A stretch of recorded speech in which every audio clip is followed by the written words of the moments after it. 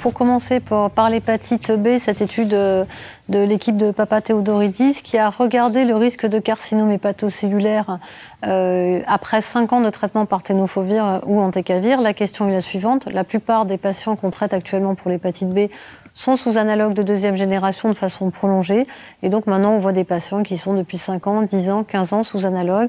Et on continue à les suivre pour le risque de carcinome hépatocellulaire, même si on a l'impression que ce risque est moindre par rapport au début de leur suivi, il persiste toujours. Alors là, on a dans cette étude qui se base sur une cohorte multicentrique européenne, initialement 1951 patients, qui vont avoir donc 5 ans d'analogue de deuxième génération. Pendant cette période donc, de CHC dit précoce dans cette étude, l'incidence du CHC était de 1,22% par an. Après, les auteurs ont suivi 1205 patients qui restaient dans la cohorte de suivi et donc qui n'avaient pas eu de carcinome hépatocellulaire. Et ces 1205 patients ont été suivis en médiane pendant 7 ans. Et pendant ce suivi, donc toujours sous analogue, l'incidence de CHC était de 0,73%, qui était moindre que les 1,22% qu'on vient de décrire. Et les facteurs de risque de CHC tardif étaient l'âge, les plaquettes, donc la thrombopénie AJ0 au tout début du traitement par analogue, et puis 5 ans après le début du traitement par analogue, et puis également le fait d'avoir une élastométrie supérieure à 12 kPa à 5 ans. Alors, comme vous pouvez le voir sur le graphique de droite, chez les gens qui n'ont pas de cirrhose et qui étaient issus de cette cohorte, dans les 5 premières années de traitement par analogue, l'incidence de CHC était de 0,49% par an et il diminue à peine à 0,47% en termes d'incidence de CHC tardif. Donc finalement, on n'a pas tellement de diminution du risque de CHC dans cette population-là. Par contre, quand on regarde les patients qui ont une cirrhose compensée sur le graphique de droite, on va avoir une diminution de la prévalence de CHC qui sera de 3,22% par an pendant les 5 premières années de traitement et qui va diminuer à 1,57% après la 5e année de traitement pour les CHC tardifs. Donc la conclusion de cette étude, c'est que le traitement par entecavir ou tenofovir pendant plus de 5 ans diminue effectivement l'incidence du carcinome hépatocellulaire, mais sans l'annuler, et qu'il faut continuer la surveillance, et en particulier chez des patients qui ont comme facteur de risque l'âge, la thrombopénie et l'élastométrie supérieure à 12 kPa 5 ans après le début du traitement. Mais ça veut dire quand même qu'après toutes ces années de virosuppression, on ne peut pas lever la vigilance sur le risque et il faut continuer le dépistage. Tout à fait, il faut continuer le dépistage, absolument. Alors la deuxième étude, c'est une étude qui analysait l'efficacité à long terme du tenofovir chez des patients difficiles à traiter. C'était en fait des patients qui étaient issus d'une étude réalisée il y a quelques années, des patients qui avaient été résistants à l'entecavir ou à la défovir et qui étaient rentrés dans une étude randomisée pour être traités soit par tenofovir entecavir pendant 1 an. Et cette première étude avait montré que l'efficacité virologique était la même, donc monothérapie par le tenofovir ou tenofovir entecavir. Ce qui a été proposé aux patients de cette étude, c'était de poursuivre un traitement par tenofovir en monothérapie, puisque la bithérapie n'était pas utile, et de continuer le suivi. Donc là, les résultats sont donnés à 144 semaines et on voit que la très grande majorité, plus de 75% des patients vont atteindre l'indétectabilité au bout de ce suivi de 144 semaines. Cette indétectabilité étant définie par une virémie inférieure à 15 unités par millilitre. Et on voit sur le graphique de droite que la cinétique de décroissance de l'ADN viral B est exactement le même chez les patients qui n'avaient pas de mutation à la défovir ou qui avaient une mutation à la défovir. Et par contre, il y avait un petit ralentissement de l'obtention de l'indétectabilité chez les patients qui avaient 2 mutations à la défovir. Mais il est vrai qu'actuellement, on traite tout le monde par tenofovir sans aller chercher forcément les mutations à la défovir. Donc la conclusion de cette étude était que le tenofovir en monothérapie permettait d'obtenir près de 80% d'indétectabilité de l'ADN chez des patients qui étaient initialement en échec d'entecavir et ou adéfovir. Alors 80% d'indétectabilité, ça veut dire 20% de détectabilité. Qu'est-ce que tu fais, toi, en pratique, chez ces patients-là, qui sont encore positifs en ADN sous tenofovir? Alors, c'est vrai que dans les recommandations, il n'y a pas de guidelines très précis. Hein. La seule chose qui est vraiment très claire, c'est que l'objectif, c'est d'obtenir une indétectabilité, à peu près quels que soient les moyens. Et donc, finalement, chez ces patients-là, personnellement, je rajoute de l'entecavir, ce qui permet quelquefois d'annuler, enfin de rendre indétectable des virémies relativement faibles. Après, il est vrai que chez un certain nombre de patients, malgré une bithérapie avec une bonne compliance du patient, on a encore des virémies persistantes à moins de 1000 unités dont on ne sait pas trop quoi faire. Et ça touche particulièrement les patients qui étaient initialement immunotolérants. Alors, une troisième diapositive concernant l'hépatite B, c'est de savoir ce qui se passe après l'arrêt des analogues nucléosidiques et nucléotidiques. Parce que de la même façon qu'on a regardé donc, le pourcentage de CHC, on a des patients qu'on traite depuis très longtemps par analogue de deuxième génération le plus souvent. Et puis finalement, on va être tenté de les arrêter à un moment ou à un autre. Et donc l'étude de Jung avait pour objectif de regarder le taux de perte de l'antigène HBS chez ces patients qui avaient arrêté les analogues. Et pour cela, ils se sont servis d'une cohorte asiatique avec des patients qui avaient arrêté les analogues en fonction des recommandations de la PASL. Alors, il est à noter que 45% de ces patients étaient cirrhotiques, donc ça fait quand même un pourcentage important.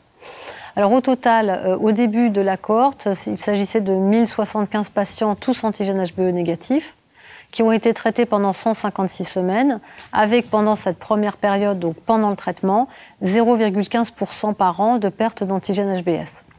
Ensuite, 691 de ces patients vont arrêter le traitement selon les recommandations en cours et les patients vont être suivis pendant 155 semaines.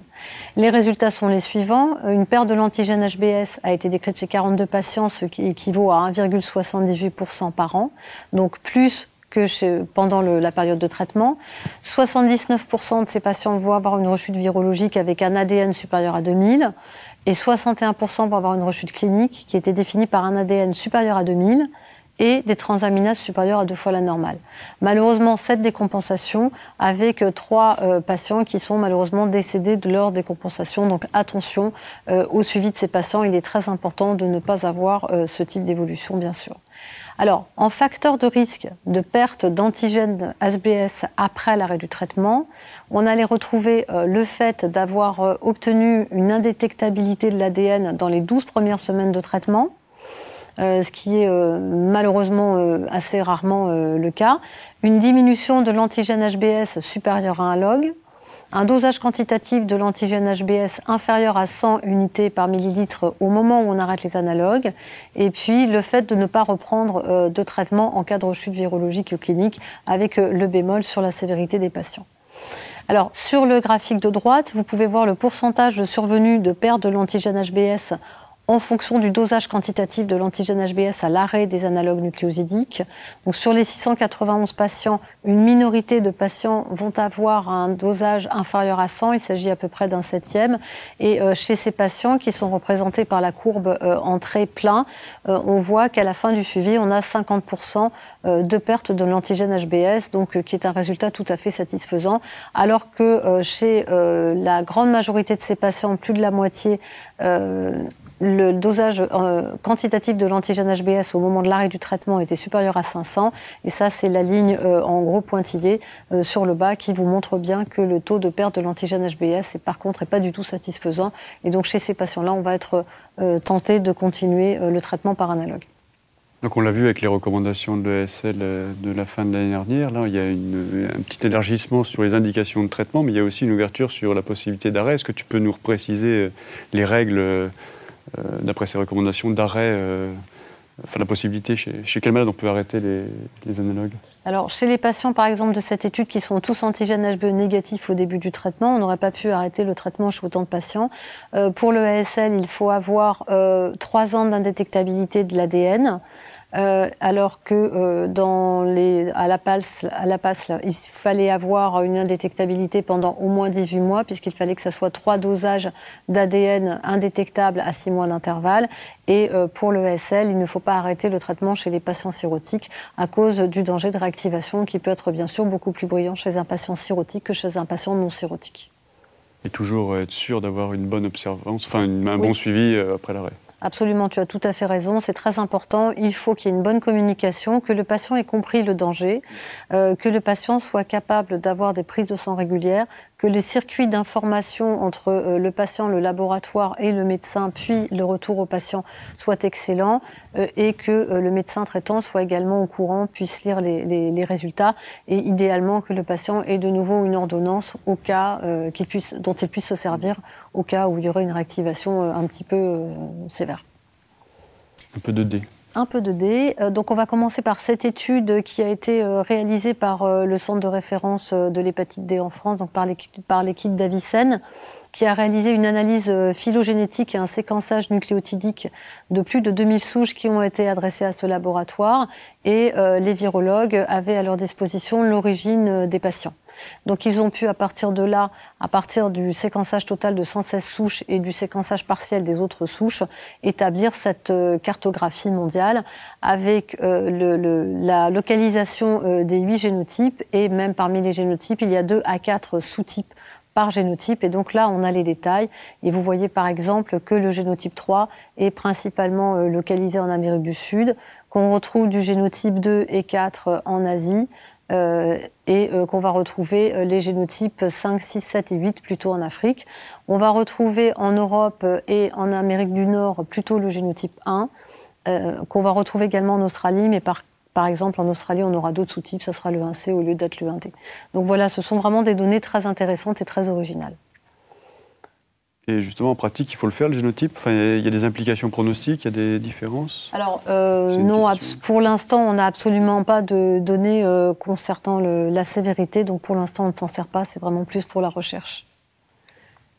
Alors, on a aussi eu un travail intéressant qui a été publié cette année sur la mortalité qui était associée à la co-infection Delta, mais contrairement à la plupart des études, celle-là a été réalisée pas chez les patients mono-infectés par le B, mais chez les patients qui étaient co-infectés VIH et VHB. Et donc pour cela, l'équipe de Béguelin s'est servie de la cohorte suisse, où ils ont testé les caractéristiques épidémiologiques et la mortalité chez 818 patients qui étaient co-infectés VIH-VHB, en fonction de la co-infection Delta qui concernait 15% des patients, et chez les patients qui étaient co-infectés VIH-BD, en fonction de la virémie qui concernait 2 tiers des patients. Donc vous allez voir sur les différents graphiques, donc par colonne, dans la première colonne, il s'agit de la survie globale des patients, la deuxième colonne concerne la survie sans événement hépatique et la troisième colonne, la survie sans CHC. Dans la partie haute du graphique, vous allez avoir la comparaison des patients qui ont une sérologie D négative, qui est donc en pointillé, par rapport aux patients qui ont une sérologie D positive. Et là, c'est la ligne pleine. Et on voit que le pronostic est moins bon chez les patients qui sont co-infectés VHD par rapport aux patients qui sont uniquement co-infectés VIH-VHB. Dans la partie inférieure de la diapositive, les auteurs ont ciblé uniquement les patients qui étaient co-infectés VIH-BD. Et là, ils ont comparé 2 types de populations. Les patients qui avaient une virémie négative, qui est représentée par la ligne en pointillé, et puis les patients qui avaient une virémie positive, donc les 63 patients qui sont représentés, 63% de patients, pardon, qui sont représentés sur la ligne pleine. Et là, encore une fois, on voit que le fait d'avoir une virémie positive est également prédictif d'un moins bon pronostic en termes de survie sans événement hépatique et de survenue du carcinome hépatocellulaire. Et au total, les patients qui étaient co-infectés par les 3 virus avaient une mortalité globale qui était multipliée par 2,5, une mortalité de cause hépatique par 8, un risque de carcinome hépatocellulaire par 9 par rapport aux patients VIH-VHB. Donc ceci renforce l'importance de l'amélioration des moyens de prévention, du dépistage et de la prise en charge des patients co-infectés. Et on sent que ça frémit dans le domaine thérapeutique, là, pour le D. Il y a des choses avancées ou... Oui, ça frémit un petit peu. Donc on avait déjà entendu parler du Mircludex. Là, il y a eu 2 autres études intéressantes cette année. Une première étude réalisée avec cette molécule appelée REP 2139, qui est un polymère d'acide nucléique, et qui a été testée en association avec l'interféron pégylé dans une petite étude de phase 2 chez 12 patients, donc co-infectés B-delta, non co-infectés VIH et tous répliquants pour l'hépatite D non cirrhotique. Donc le schéma est un petit peu compliqué, mais en résumé, les patients ont eu 15 semaines de monothérapie par REP, puis 15 semaines de bithérapie REP et interféron pégylé, 33 semaines d'interféron et les 48 semaines de suivi. Alors le résultat au bout du suivi est le suivant. Sur le plan de l'hépatite B, on avait une diminution de l'antigène HBS qui était de 3,06 log en médiane. 42% des patients avaient perdu leur antigène HBS, donc ça c'était un résultat très intéressant. 42% des patients avaient aussi un anticorps anti-HBS nouvellement apparu. Il y a une diminution qui persiste dans le temps de l'ADN VHB qui était d'environ 4,51 log, donc là encore un résultat intéressant. Et puis le résultat recherché concernait l'ARN VHD, et donc 58% des patients, un an après l'arrêt du traitement, étaient non virémiques, donc efficacité du traitement. Alors c'est un traitement qui a des effets secondaires. Il y avait, donc tous les patients ont eu des effets secondaires, un tiers d'entre eux ont eu des effets secondaires sévères, et 8% ont dû arrêter prématurément le traitement pour des effets secondaires. On va retrouver ceux de l'interféron, mais on va retrouver également ceux du REP, et la tolérance sera marquée par un grand nombre de neutropénies, de thrombopénies, de cytolyse, d'anémie et d'hyperbilirubinémie. Ça reste néanmoins de très très bons résultats pour l'hépatite delta, où finalement on n'a que l'interféron pour l'instant, avec 25 à 40% d'efficacité au bout d'un an ou de 2 ans de traitement, avec également une très mauvaise tolérance. Et donc, les résultats de cette étude étaient tellement intéressants sur le virus B qu'il y a des essais qui sont en cours dans la monoinfection B, avec un autre acide, avec un autre polymère qui est assez proche, qui est le REP 2165, en association au tenofovir et à l'interféron pégylé pendant 48 semaines. Si on lit bien la diapo, c'est 42% d'anticorps anti-HBS+ à la fin du traitement. 42% des patients ont perdu leur antigène HBS à la fin du traitement, tout à fait. Donc c'est vraiment des résultats qui sont très intéressants. Et puis on a une autre étude sur le lonafarnib pour lequel on avait eu un peu plus d'informations. Donc cette étude est aussi une petite étude de phase 2 monocentrique réalisée chez 20 patients. Alors le tiers des patients étaient cirrhotiques. Là, vous avez le détail du schéma de l'étude. En fait, c'est une étude à 7 bras, mais je vous ai présenté en fait que les résultats, que les bras chez lesquels on avait des résultats. Dans tous les groupes, il y avait 3 patients par groupe. Dans les 3 premiers groupes, il y avait une utilisation uniquement du lonafarnib avec des doses différentes qui variaient de 300 à 600 mg. Les 2 premiers groupes avaient des doses assez fortes. Le 3e groupe, une dose moins forte de 300 mg par jour. Le 4e groupe et le 5e groupe étaient traités par lonafarnib 200 mg par jour. Et dans le 4e groupe, en association avec le ritonavir 100 mg par jour. Dans le 5e groupe, en association avec l'interféron.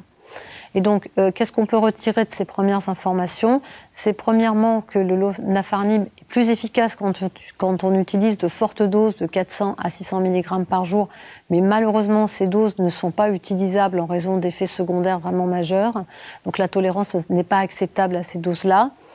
Donc il faudrait ne pas dépasser les 300 mg par jour, mais à ce moment-là, comme vous le voyez dans le groupe 3, on a une moins bonne efficacité, mais on peut en fait améliorer l'efficacité virologique en associant l'interféron ou le ritonavir. Et bien sûr, la tolérance était meilleure dans le groupe ritonavir que dans le groupe interféron, et c'est vers des schémas de ce type-là qu'on va s'orienter, c'est-à-dire 200 mg de lonafarnib avec du ritonavir, et là on voit qu'on a vraiment une bonne efficacité. Alors attention, il y a eu quand même dans cette étude, dans les 2 premiers groupes qui étaient traités par de fortes doses de lonafarnib, 2 flares avec des exacerbations biologiques au moment où le virus de l'hépatite D, après une première décroissance, allait réaugmenter. À ce moment-là, il y a eu des exacerbations biologiques, mais sans catastrophe, mais attention à ces flares. Et alors, si c'est survenu dans les 2 premiers groupes, alors je sais que les groupes sont petits, mais ça veut dire que la combinaison permettrait d'éviter des flares, ou c'est vraiment... Alors, c'est pas très clair parce que finalement, l'hypothèse des auteurs était plutôt un rebond immunologique. mais en même temps, on ne comprend pas trop pourquoi les autres patients n'ont pas eu de rebond immunologique, en particulier les patients qui étaient traités par interféron. L'autre hypothèse, c'était que c'était peut-être en rapport justement avec les doses de l'onafarnib, mais ça reste en fait pour l'instant quelque chose de non expliqué, et ils sont en train de creuser un petit peu les différentes hypothèses pour pouvoir répondre à ces questions et pour pouvoir éviter les flares chez les autres patients dans l'avenir.